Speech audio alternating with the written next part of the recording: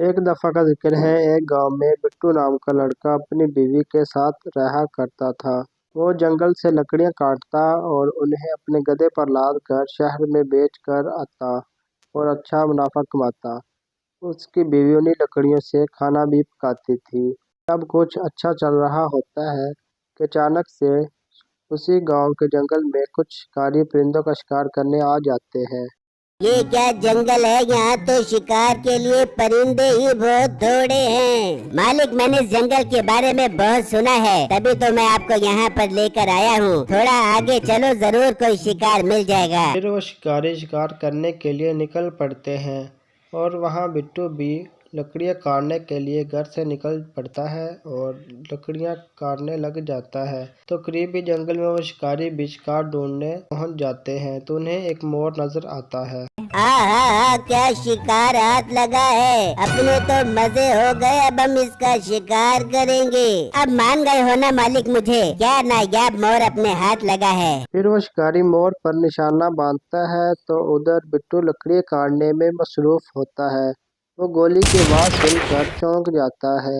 ये तो बंदूक की आवाज है, मतलब इस जंगल में शिकारी आ गए हैं छोटे छोटे मासूम परिंदों का शिकार करने के लिए। वहाँ वो मोर जख्मी ही उड़ जाता है। ओहो, जाओ इसके पीछे, ये मोर जख्मी ही उड़ गया है, मुझे ये मोर हर सूरत में चाहिए। फिर उसके मुलाजिम मोर की तलाश में निकल पड़ते हैं और उधर बिट्टू भी गधे पर लकड़ियां ला देता है और वहाँ से चल पड़ता है। तो रास्ते में उसे मोर की आवाज सुनाई देती है और वो रुक जाता है। ये तो मोर की आवाज है और ये करीब से ही आ रही है। बिट्टू थोड़ा सा आगे आता है तो उसे रास्ते में वही मोर जख्मी हालत में पड़ा हुआ नजर आता है। वो बहुत डरा हुआ होता है। जरूर ये उन शिकारियों का ही काम होगा। बेचारा मोर कितना जख्मी हालत में है, इसे मैं अपने साथ ले जाता हूँ। बिट्टू उस मोर को उठाता है और उसे अपने घर ले आता है और अपनी बीवी को सारी बात बताता है तो उसे भी बहुत होता है ये सुनकर। बिट्टू जी, आप रुके, मैं इसके लिए दवा बना कर आती हूँ।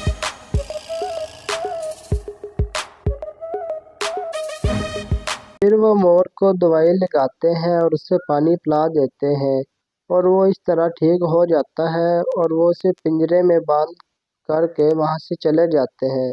इस तरह कई दिन गुजर जाते हैं और एक चोर वहाँ आता है तो उसकी नजर उसी मोर पर पड़ती है। अरे वाह, ये तो बहुत खूबसूरत मोर है, इसे चोरी करके बाजार जाके बेच दूंगा, बहुत अच्छे पैसे मिल जाएंगे मुझे इस मोर के। फिर वो मोर को पिंजरे से निकालता है और उसे बाजार बेचने के लिए ले जाता है। तो वो उसी जंगल में से गुजर रहा होता है तो उसे वो शिकारी नजर आ जाते हैं। ये तो वही मोर है जिसका हमने कुछ दिनों पहले शिकार किया था। हाँ हाँ मालिक, ये वही मोर है। ओ, तेरे पास ये मोर कहाँ से आया? सच सच बता। मैं चोर नहीं हूँ, मेरा यकीन करो, ये मोर तो मुझे रास्ते से मिला था, मैंने इसे नहीं उठाया। मैं चोर नहीं हूँ, मैंने ये मोर चोरी नहीं किया। क्या तूने चोर चोर की रट लगाई हुई है? अपना मुँह बंद कर और ये मोर हमें दे, हम कितने दिनों से ये मोर ढूंढ रहे हैं। हाँ हाँ, ले लो ये मोर, मुझे ये मोर नहीं चाहिए, बस मुझे कुछ मत कहना, मुझे जाने दो। वो शिकारी से मोर को ले लेते हैं और वो चोर वहाँ से चला जाता है। मालिक, हम तो खामखा में ही से ढूंढ ढूंढ कर परेशान हो रहे थे, देखो ये मोर खुद ही चलकर हमारे पास आ गया। हाँ, तुम ठीक कह रहे हो, आज मैं बहुत खुश हूँ, चलो इस मोर को घर ले चलते हैं। फिर वो मोर को अपने घर में ले आते हैं और उसे पिंजरे में बंद कर देते हैं। वो इसी तरह वहाँ कैद रहता है काफी देर तक। तो वो जब बिट्टू की बीवी दाना डालने के लिए आती है तो देखती है कि मोर तो पिंजरे में है ही नहीं। अरे बिट्टू, बाहर आए, देखिए हमारा मोर पिंजरे में नहीं है, जल्दी बाहर आए। बिट्टू वहाँ आता है और मोर की गैर हाजिर देखकर बहुत उदास हो जाता है। बेगम, मुझे लगता है इसका पिंजरा खुल गया है और मोर उड़कर वापस जंगल में चला गया है। तो बिट्टू, आप यहाँ क्या कर रहे हो? जाओ जाकर जंगल में देखो और इसे ढूंढ कर वापस लेकर आओ। हाँ बेगम, मैं जाता हूँ। फिर बिट्टू जंगल में आ जाता है और मोर को हर तरफ ढूंढने लग जाता है, लेकिन उसे कहीं पर भी मोर नजर नहीं आता। उधर वो शिकारी उसे कैद करके बहुत खुश हो रहे होते हैं। मालिक अगर मेरा कहा मानो तो इस मोर को काट कर खाने से बेहतर है इसे मार्केट में बेच दो, बहुत नायाब है, इसके बहुत अच्छे पैसे मिलेंगे। हाँ बात तो तू ठीक कह रहा है, इरादा तो मेरा भी यही बन रहा है, इसे मार्केट में बेच दिया जाए। वो भी बातें कर रहे होते हैं तो एक और मोर उड़कर वहाँ आ जाता है और वो पिंजरे के अंदर जाने के लिए बहुत बेताब होता है। शिकारी उस पर भी गोली चलाता है लेकिन उसका निशाना खता हो जाता है और वो मोर उड़ जाता है।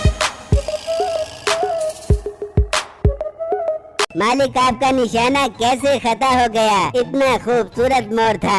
अरे मैंने तो निशाना बिल्कुल ठीक लिया था, पता नहीं गोली उसे कैसे नहीं लगी। मालिक ये जरूर जंगल में गया होगा, चलो जंगल में चलते हैं और इसे पकड़ कर आते हैं। नहीं नहीं, हमें जंगल में जाने की जरूरत नहीं है, उसने मोर को देख लिया है, अब वो दोबारा आएगा इसे छुड़वाने के लिए, हम फिर उसे पकड़ लेंगे। अरे मालिक बात तो आप बिल्कुल ठीक कर रहे हो, हमें यहीं पर इसका इंतजार करना चाहिए। मोर जंगल में आ जाता है और जोर जोर से चिल्लाने लग जाता है।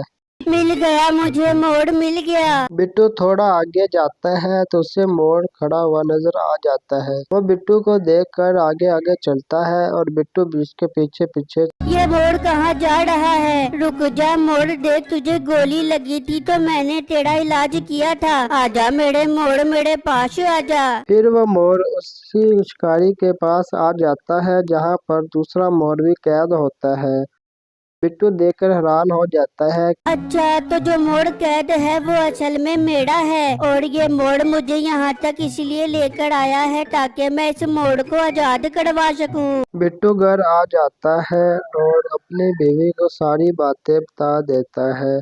इसका मतलब वो शिकारी हमारे मोर को चोरी करके ले गए हैं। हाँ बेगम, अपना मोर उसकी कैद में है, मुझे समझ नहीं आ रहा मैं उसे कैसे आजाद करवाऊं। बिट्टू आपने जो भी करना है जल्दी करें, ऐसा ना हो वो मोर के साथ ऐसा वैसा कुछ कर दे। नहीं बेगम तुम फिक्र मत करो, मैं उस मोर को आजाद करवाऊंगा, उसके लिए मुझे दूसरे मोर की मदद लेनी पड़ेगी। पर वो मोर होगा कहाँ? बेगम वो जंगल में ही होगा, वही तो मुझे शिकारियों तक लेकर गया था, अब वही मेरे साथ मिलकर उस मोर को शिकारियों से आजाद करवाएगा। बिट्टू जंगल में आ जाता है और वहाँ पर एक गड्ढा खोदने लग जाता है। मोर तुम वहाँ पर जाओ और उन शिकारियों को लेकर आओ। वो मोर वहाँ से उड़ जाता है और उन्हीं शिकारियों के पास चला जाता है और वह भी मोर के आने का इंतजार कर रहे होते हैं। मालिक मेरा कहा मानो तो जंगल में चल पड़ो, मोर नहीं आने वाला। तुझे ज्यादा पता है क्या? मुझे ज्यादा पता है, अपना मुंह बंद रख, आएगा वो जरूर आएगा। फिर उसी वक्त वो मोर वहाँ आ जाता है, उसे देखकर शिकारी बहुत खुश होते हैं। क्या इसको पकड़ और पिंजरे में बंद कर दे। फिर वो मोर पकड़ने के लिए उसके पीछे पीछे चलता है और वो मोर आगे आगे चला जाता है, उसको उसी गड्ढे के पास ले आता है और मोर जंप मारकर आगे चला जाता है और वो शिकारी वहाँ गिर जाता है। बहुत खूब, अब आएगा मजा, तुमने बहुत अच्छा काम किया है, अब जाओ और बाकी शिकारियों को भी लेकर आओ। वो मोर फिर से उड़ जाता है और उन्हीं शिकारियों के पास वापस चला जाता है। वो बहुत परेशान होते हैं। ये मीठा अभी तक आया क्यों नहीं? इतनी देर क्यों लगा दी उसने मोर पकड़ने में? मालिक कहीं मोर पकड़ने के चक्करों में वो यहाँ वहाँ तो नहीं भटक गया? लगता तो मुझे भी यही है, इतनी देर हो गई है अभी तक तो उसे वापस आ जाना चाहिए था। मालिक अगर बुरा न मानो तो मैं जाकर उसे देख कर आऊँ। हाँ हाँ सोच क्या रहा है, जाओ उसे देख कर आ और वो मोर भी साथ वापस लेकर आई। ठीक है मालिक, आप बेफिक्र हो जाओ, मैं मीठे और मोर दोनों को वापस लेकर आता हूँ। मुलाजिम वहाँ से निकल पड़ता है और रास्ते में उससे वही मोर नजर आ जाता है। अच्छा तो ये यहाँ पर बैठा है, तेरी तो ऐसी की तैसी। फिर वो मोर पकड़ने के लिए उसके पीछे पीछे चलता है और लेकिन वो मोर रुकता ही नहीं। वो उसे भी जंगल में ले आता है और उसी गड्ढे के पास पहुंचकर मोर जंप लगा देता है और वो शिकारी वहां गिर जाता है। इस तरह दो शिकारी तो ठिकाने लग चुके होते हैं, लेकिन असली शिकारी अभी बाकी रहता है। शाबाश मेरे मोर, अब आखिरी शिकारी रह गया है। वो हमारे काबू आ गया तो हम मोर को आजाद करवा पाएंगे। वो अभी बात कर ही रहा होता है तो वो शिकारी भी वहाँ आ जाता है और बिट्टू का सारा प्लान बर्बाद हो जाता है। अच्छा, तो ये मोर तेरा है? बहुत तंग कर रखा है हमें इस मोर ने। अब मैं इसे गोली मारूंगा। नहीं शिकारी भाई, इसे मत मारो, बल्कि मैं इसे पकड़कर आपको दे देता हूँ। इसे जिंदा ही ले जाओ। वाह, ये तो बहुत अच्छी बात है। अपनी जगह से मत हिली, मैं इसे लेने आ रहा हूँ। बिट्टू बहुत खुश होता है कि अब वो इसे लेने आएगा और गड्ढे में गिर जाएगा, लेकिन अचानक मालिक मालिक मालिक, इसकी बातों में मत आना।